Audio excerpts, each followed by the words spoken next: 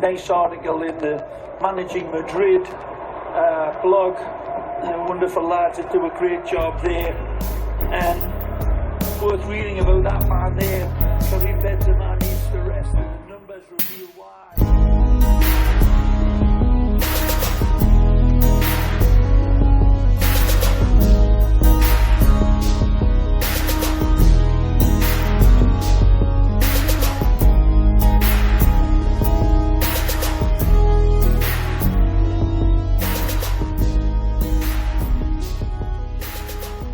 Hello and welcome to a Monday edition of the Managing Madrid Podcast. It is El Dia Después, of course, 2 days after the game. This is a semi-regular segment that Lucas Navarrete and I like to throw on the Mondays just to go over some talking points so that they don't linger. News moves really fast in the Real Madrid universe.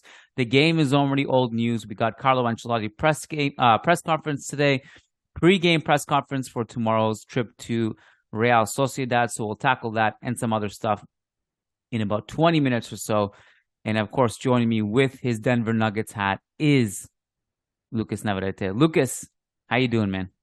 Hey, Kiyan, I'm doing fine. A happy camper after the first game, after game one. So hopefully we keep this up. That's a big win. Big win over huge. A Phoenix team who has some questions on their defense. And Jokic looks like Jokic. Murray looks like playoff Murray. Exactly. Things are looking good, man. Things are looking good. The second round is looking really fun. Yeah. A lot of good matchups, I think. Definitely. Sixers, Celtics, a little bit of a disappointment after it seems that Embiid will miss at least a few, so we'll see. That's what makes most of like supposedly fun sporting events. Yeah, that's disappointment is always injuries. Yeah. When like especially in this day and age, I feel like they're injured more than ever. There's so much breakdown, and you just never know night to night who's healthy, who's not. Lakers Warriors also very tasty for obvious reasons. Mm-hmm.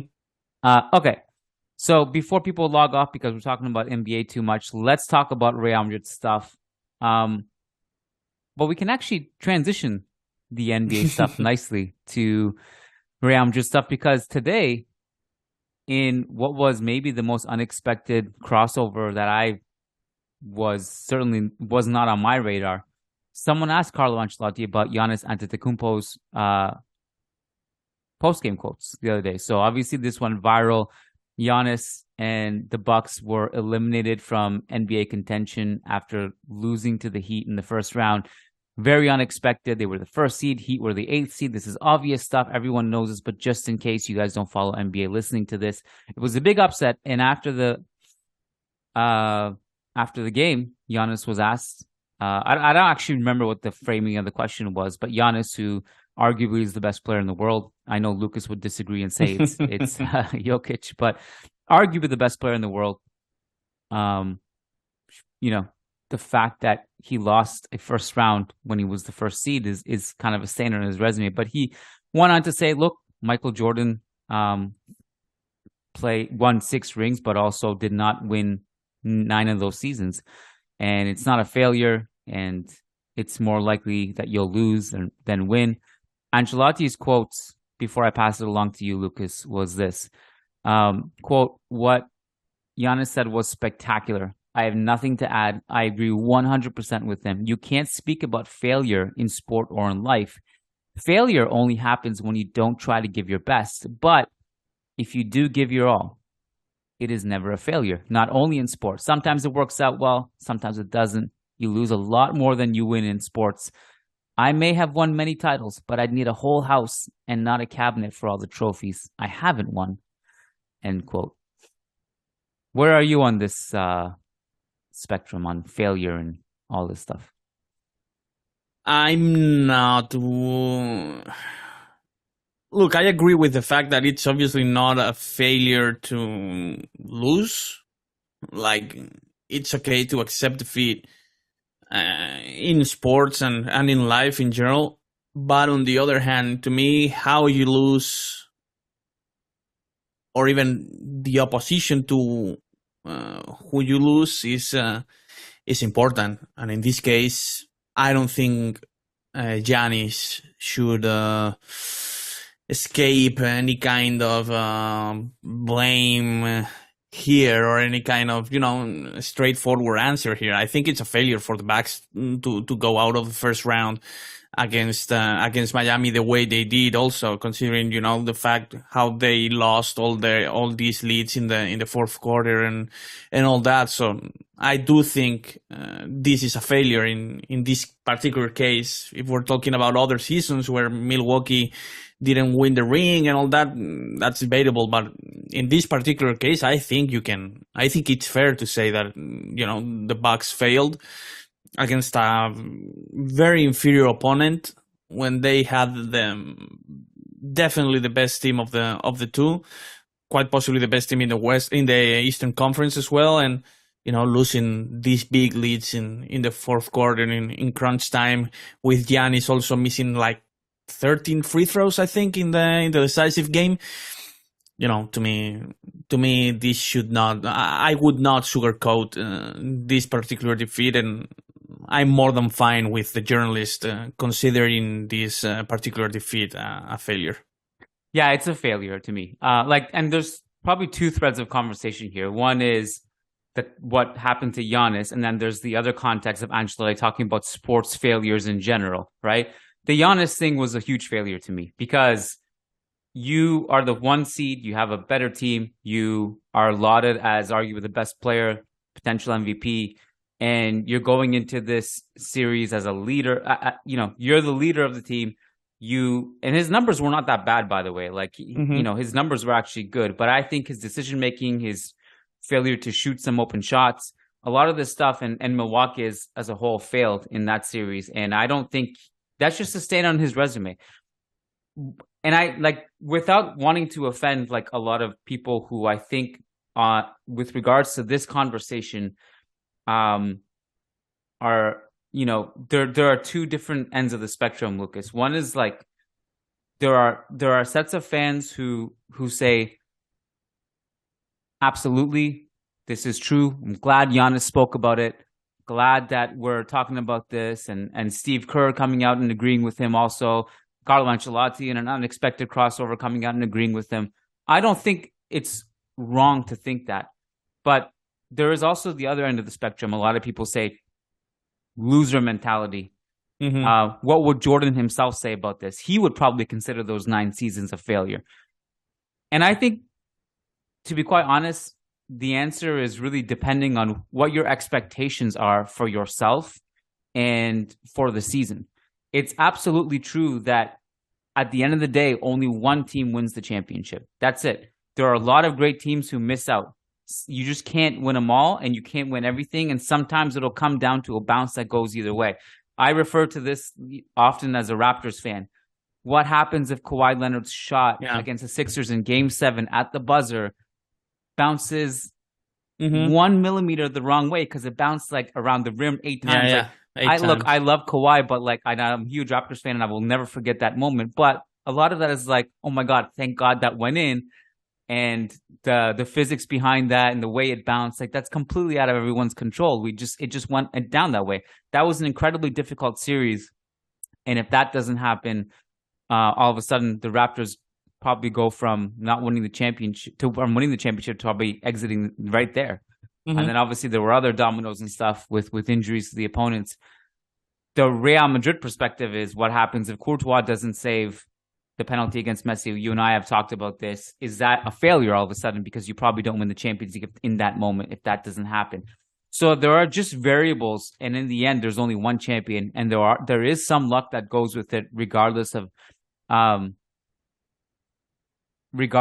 great a team is and how much they deserve to win the titles. Every champion does deserve luck, and sometimes you get more luck than others. That's just a reality.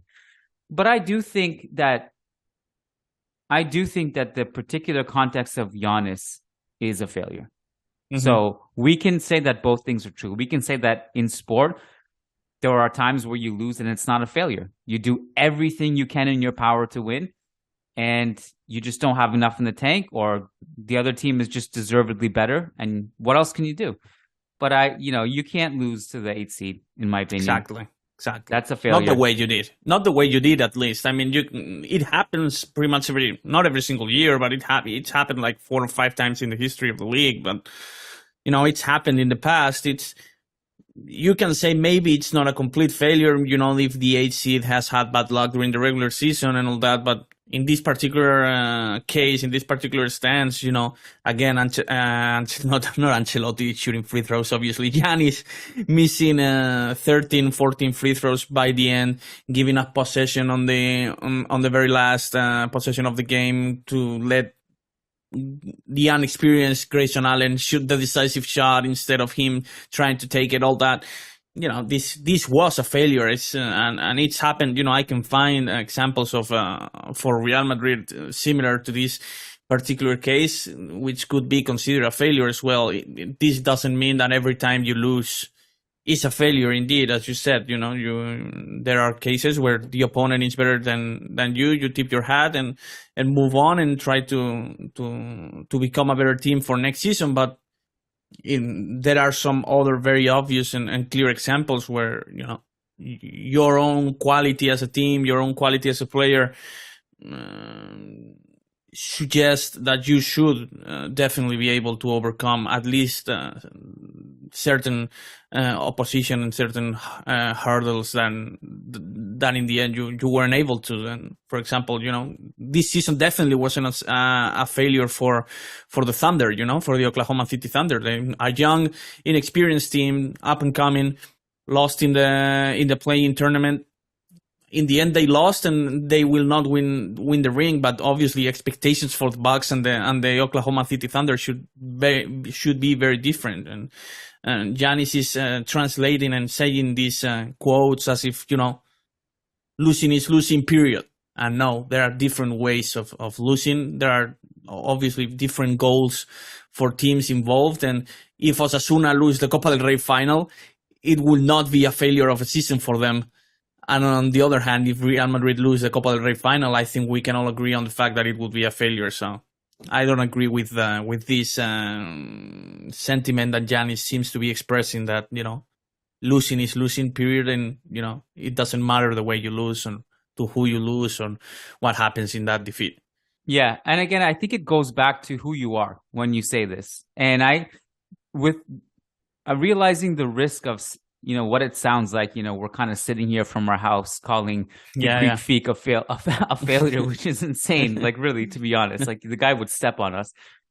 So respectfully, I guess my point is, it really depends on what standard you have for yourself. I think when we're talking about, and this again to tie Real Madrid into this, when we're talking about Real Madrid, when we're talking about Cristiano Ronaldo, when we're talking about Lionel Messi, when we're talking about Michael Jordan, when we're talking about Larry Bird, these are the entities who would consider it a failure if they didn't win something. Mm-hmm. It is completely fine for most average people, most average athletes, or even really good athletes or really good people at their job to fail. And that's not a bad standard to have. It's just that some people have a higher standard, and that's partly because they're genetically gifted. It's also partly because they dedicate their entire life to a craft and they're the very, very best at what they do. Those guys just have different standards than the run-of-the-mill. And that's part of the reason why they get paid the most. That's why they have the most followers. That's why they're the biggest stars. And so I just think, like, for Giannis in particular, he cannot, and by the way, the flip side of this, I have so much respect for Jimmy Butler, because the guy is just absolute menace. I feel like he's so underrated because of all these playoff series he shows up. But I think Giannis's standard cannot be holding himself to X random star. Like, he has to hold himself to the Jordan standard, the LeBron standard, the Shaq, Kobe standard, and not to like a random star standard. Especially when you're surrounded with the players he's surrounded with. When you're surrounded with 2 potential defensive player of the year candidates in Holiday and Brook Lopez, also Middleton, great player in my opinion. great depth for the Bucks. It's not like he's playing by himself. It's not like these years where Kobe was pretty much isolated in the with the Lakers after Gasol left Los Angeles and all that. The greats can lose if they are not surrounded with other good players, and this could happen to Giannis, but it's definitely clear for anyone watching and paying attention to the NBA that, this is not the case for the Milwaukee Bucks. They were definitely the candidates to win the title, as they won it even 2 years ago. They actually improved their team a little bit from the one they had 2 years ago. So this is why it should be considered a failure. And I find it also ridiculous, Kiyan, that the part where he actually compared his situation with the reporter's own situation, saying, if you're not getting a promotion by the end of the year, are you also, is that year also a failure for you? Yeah, it's not the same thing. It's definitely not the same thing. I have no control, no decision on whether or not I'm getting a promotion. You actually have control over whether or not you're missing 13 free throws in a decisive game. It's definitely not the same situation. And that's a part where he lost me. By the way, I just, but he kind of clarified this part of his answer by the end of his speech, saying that it wasn't personal. It cleared the air a little bit after what seemed to be a bit of a personal shot against the journalist. I'm sure he's also emotional after a loss. Absolutely. Yeah. No, nothing against Giannis. Against Giannis. I just don't agree with his speech in this particular context, with what transpired in the series and in this context. And I don't find it appealing that other big sports personalities are aligning so easily with this speech. The coach of Real Madrid's coach, Ancelotti, should probably acknowledge the fact that this Liga season has been a failure. Yeah, Giannis, by the way, one of, obviously we don't know him personally, but everything we've heard and everything he said, he is one of the nicest stars.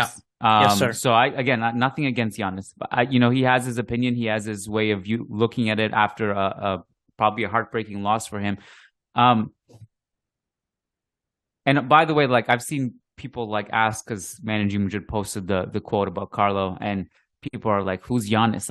Guys, just so you know, it's not a flex not to know Giannis. I don't care if you like basketball or not. Please know one of the great athletes of our time, the Greek freak. He is an absolute chiseled Greek god, and you should look him up and look at his highlights if you don't like basketball.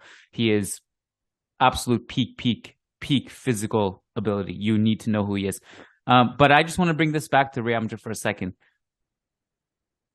If Real Madrid lose to City, for example, it's a failure.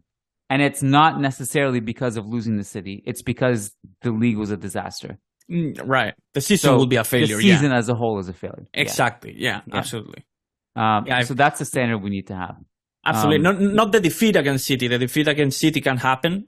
Yeah. But what cannot happen is losing the La Liga title the way you did. Not losing La Liga title, period. Losing La Liga title the way you did. Not competing at all for the last 2 months. So I think Ancelotti should acknowledge this as well and admit that, in some instances, there's failure in sports when you not win.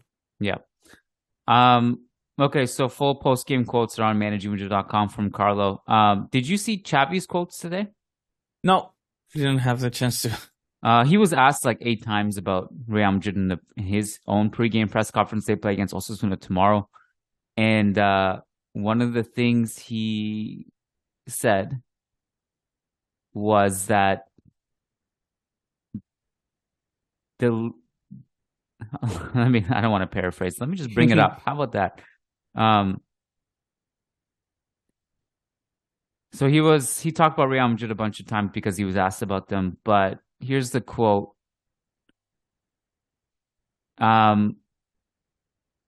We professionals know that La Liga is won by the best team, the most solvent, the one who has had the most continuity. The KO competitions are more unfair. He also said we congratulate Real Madrid for the league title last year. Do you agree? He's obviously just trying to improve and to increase the value of Barcelona's La Liga title. It's just what he's trying to do, and it happens every time when whenever a team fails or doesn't achieve success in the European cups, and they do in the domestic titles, they always say that La Liga is always way more important than the Champions League because it takes consistency to win them and all that. So by complimenting Real Madrid for what they did last season, he's just basically trying to increase the value of Barcelona's La Liga season without taking into account the way they fell in the Champions League and the Europa League. In my opinion, that's just what he's trying to do. Now, look, I'd be curious to know what the narrative would be from Xavi and Pep, because Pep says this all the time too. Mm-hmm. What would their narrative be if they were winning the Champions League instead of the leagues?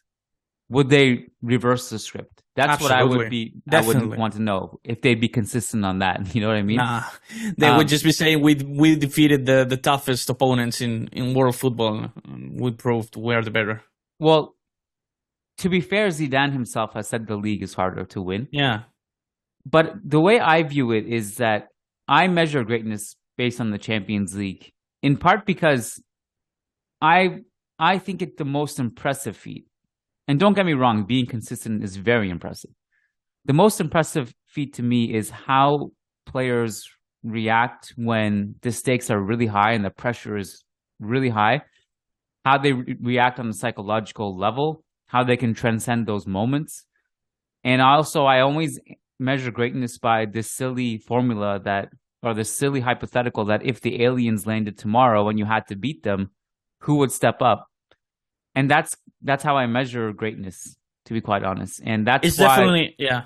That's it. No, yeah, greatness is not defined by showing up in a cold December night in Getafe. You may win La Liga by showing up in that game. And Real Madrid have failed in these instances many times in the past. That's why they are not successful in La Liga. But definitely greatness is not defined by that stick, in my opinion. Greatness is defined by who saves, who makes the saves in the Champions League final against Liverpool when they are pretty much putting you under siege, who scores 2 goals in 2 minutes to save the day in the Champions League semi-finals. Definitely it's not defined by defeating Getafe on a cold December night. Yeah, and I just want to make it clear, it's not an excuse for bad league performances. No. Real Madrid should absolutely do way better in the La Liga and improve on their consistency because it's shameful. Yes, sir. But it's kind of 2 separate conversations. I also take issue with his wording of, quote, unfair, that the knockout stages is unfair.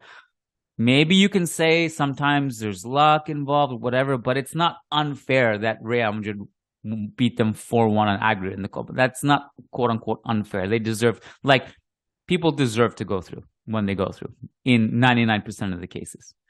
And I take issue with that particular wording of what he said there. Yeah, Xavi has done this for the last decade or so. Every time they lost, even when he was a player, he was saying that football lost today. Whenever Real Madrid beat Barcelona, this is Xavi at his best. We just shouldn't pay attention to him. Yeah, and look, I honestly think Xavi has been much more tolerable than I thought he was going to be. I agree. I expected worse. Yeah, I expected worse. Yeah.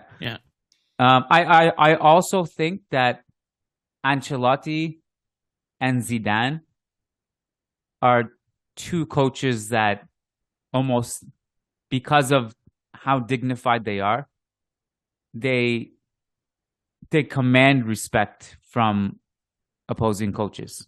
Pep and Xavi have said nothing but great things about both of those guys continually. And same with every manager we face.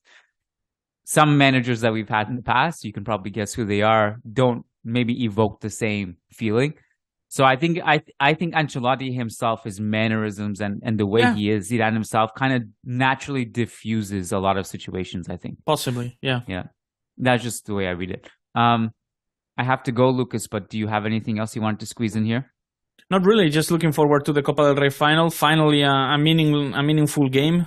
We should all forget that, Real Madrid play tomorrow against Real Sociedad.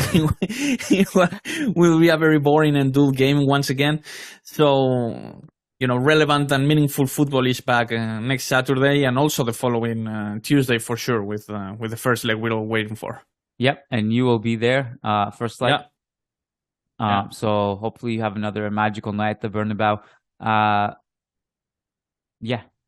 That was something I wanted to squeeze in at the end, but I can't remember what it was. Oh, this is it. Tomorrow night after the game, you can hop on Zoom with us for a post-game podcast after Real Sociedad. And more fun than that is the week after the Manchester City game, you can also hop on Zoom with us 1 hour after the game to break that down with us live on the podcast. To access the Zoom calls, patreon.com/Managing Madrid. You must be a patron. So don't delay that action. Go become a patron right now as you're listening to this, and make sure you get in on the Zoom calls because those are really special, and an honor for us also to be on the calls with you guys. It's really fun. Lucas, thanks, man. I appreciate it. Good luck with the Nuggets. Take care. Yes, sir. Thank you. Bye. All right. Thanks for listening, guys. And before we send you along on your way, we wanted to give a quick shout out to our patrons over on patreon.com/Managing Madrid. We've revved up the content over on Patreon like crazy. It's at an all-time high. Almost everything is there. Join the family. Don't miss any bonus content. Make sure you're a patron. And we wanted to give a quick shout out to our $10 plus patrons specifically, because if you pledge $10 or more per month, not only do you get access to all of our bonus content, but you also get guaranteed responses to your questions. So shout out to these $10 plus patrons as follows: Brandon Alvarez, Willie Reed, Will Sousa, Way Paring, Wamik Jamal, Tobias Arroyo Botcher, Taleb Salhab, Tahmid Kalam, Sujai Wani, Somanchu Singh, Sheikh Hatiri, Sergio Arispe, Santos Solrosano, Samuli Justin, Samer Z, Said Mahad, Sai Mohan Sasi Kumar, Sad Omar, Rodrigo Balmaceda, Rishi D, Phoenix, Peter Powell, Paulo Fierro, Patrick Diafari, Oscar Barrera, Nico Laxo, Nicholas Moeller, Nick Ribeiro, Nelson Masariego, Naveen Babu, Ramesh Babu, Mowgli, MJ Diego, Michael Zinberg, Marin Myrtle, Matthew Atkins, Martin Ridman, Magnus Lext, Logan Stahl, Leon Stavronakis, Kunal Tilakar, Crystal Glass, Kevin Rivera, Jose Cruz, John Fernandez, Jeff Soa, Jason Fitz, Jacob P, Ian Marley, HM, Graham Gerard, Gary Kohut, Frederick Rantakiro, Frederick Sundros, S.A. Davisito, Ernesto Gutierrez Vargas, Eloy Enriquez, Edward Sossman, Daniel Williams, Connor McMorrow, Christian Toff, Christian Acosta, Charles Williams, Brendan Powers, Brandon Stevens, Ashik Bashar, Arnab Mukherjee, Armand Gashi, Armando L, Anthony Tharp, Anirudh Singh, Andres Silvestre, Ananya Kumar, Alex Steiberg, Azaz Hussein, Adrian Rios, Adar Zelukovic, Adam Dorsey, Bella Chow, Varun Ramtin Maghrur, Manaf Al-Haddad, Fabian Moreno, and Daniel Smith. Absolute legends. Thank you so much, guys. We appreciate you. Appreciate the support. Look forward to continually growing this family with you guys. And Hala Madrid.